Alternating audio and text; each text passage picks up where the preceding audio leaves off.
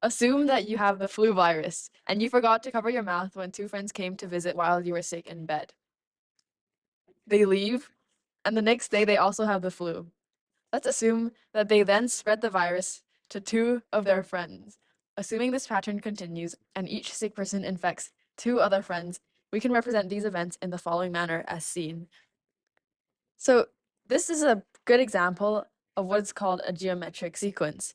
And in this video, we are going to be talking about geometric sequences and series, and hopefully by the end, you will have learned the equation for finding the nth term, sum to infinity, as well as being able to solve related problems and gain understanding into how this is applied into real-world examples. First of all, what is a geometric sequence? A geometric sequence is a sequence of numbers that increases or decreases in a fixed ratio.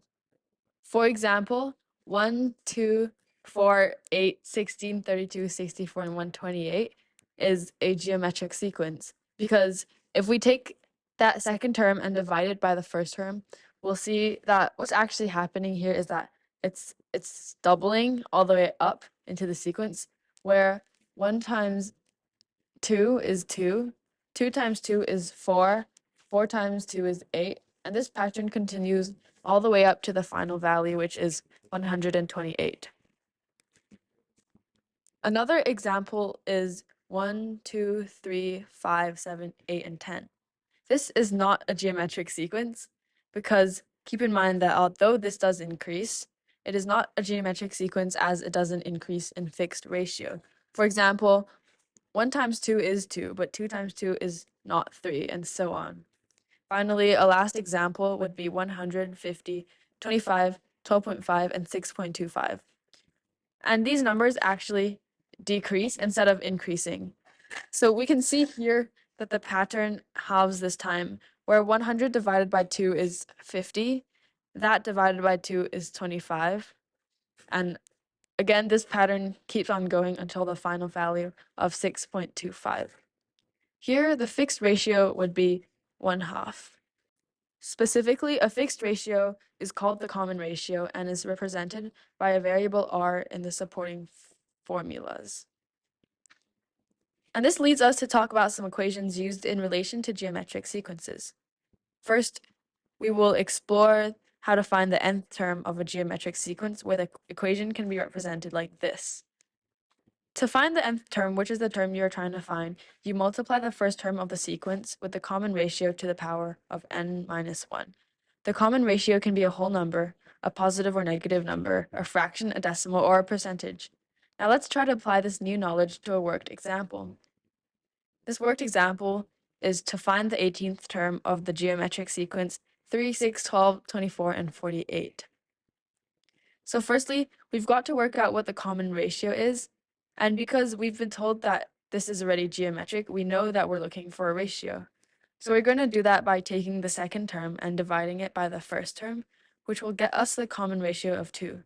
Now just stating our variables, the first term is 3, the ratio is 2, and n is 18 as we want to find the 18th term. Then we'll just substitute that into the new rule we've just learned. So we've got the 18th term is equal to 3 multiplied by 2 to the power of 18 minus 1. 18 minus 1 is 17, and after raising 2 to the power of 17 first, and then multiplying that by 3, that will get us the value of the 18th term, which is 393,216. Next, we will be talking about the sum of a finite geometric sequence. A geometric series is the sum of the terms of a geometric sequence. The formula can be seen here. As an example, we can find the sum of the first 4 terms of this geometric series, 10, 30, 90, 270, and so on. Now we should find the unknown values, which in this case, the first term is 10, and the common ratio is 3, as seen from 30 divided by 10, and so on. And in this case, since we're trying to find the first 4 terms, n would be 4. Now that we have all the values, we can plug it into the formula and find the sum. We can check if the value is correct by adding the terms together by addition. In this case, if you add the first four terms together, it would be equal to 400.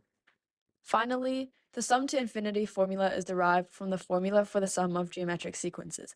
If the ratio is between -1 and 1, then as n tends to infinity, r tends to 0. Substituting r to the power of n with 0, the sum to infinity simplifies to this as shown. So that concludes this video, which is just a basic introduction to geometric sequences. Some key takeaways from this video should have been understanding how to apply the three equations, finding the nth term, sum of geometric sequences, sum to infinity, and finally, you should have been able to gain some insight into some real-world examples of geometric sequences. Thanks for watching.